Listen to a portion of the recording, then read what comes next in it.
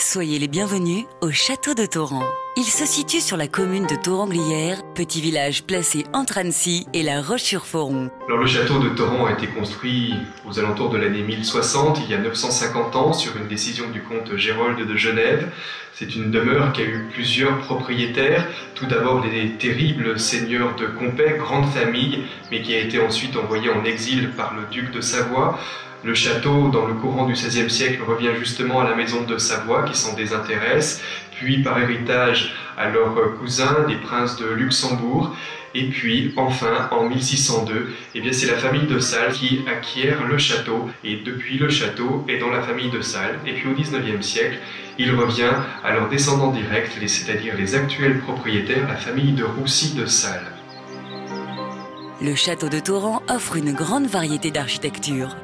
Et bien sûr, l'architecture médiévale avec les salles de garde du XIIe siècle.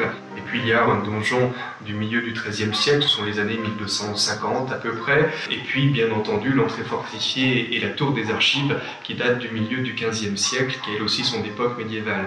Il y a aussi évidemment tout le logis du XVIIe siècle, ce logis qui a été fortement remanié après la Révolution avec quelques ajouts assez élégants du XIXe siècle.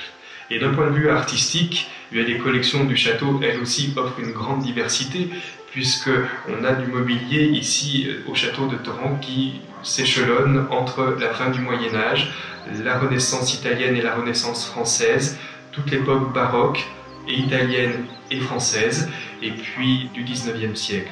Il y a aussi une série de tapisseries, ce sont des tapisseries de Flandre qui datent de la Renaissance, qui sont parlées évidemment des toiles de maîtres, que ce soit Van Dyck, Rubens, Le Pérugin et quelques autres encore. Des visites guidées du château sont conduites par les guides du patrimoine des Pays de Savoie. Ce sont des visites pendant lesquelles on va découvrir l'histoire de la famille de Salles, bien sûr, et puis finalement un très grand résumé de toute l'histoire de la Savoie. Au-delà des visites guidées, nous proposons aussi au château de Thoran de pouvoir profiter de la vie de château, puisque les visiteurs qui le désirent peuvent loger dans la chambre d'hôte du château, qui est elle-même dans les appartements privés.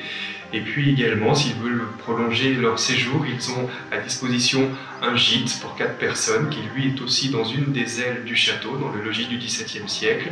Et puis c'est aussi un château qui a su conserver toute son âme. Donc nous vous accueillons avec un immense plaisir ici à Thoran et nous vous souhaitons la bienvenue en Savoie-Mont-Blanc.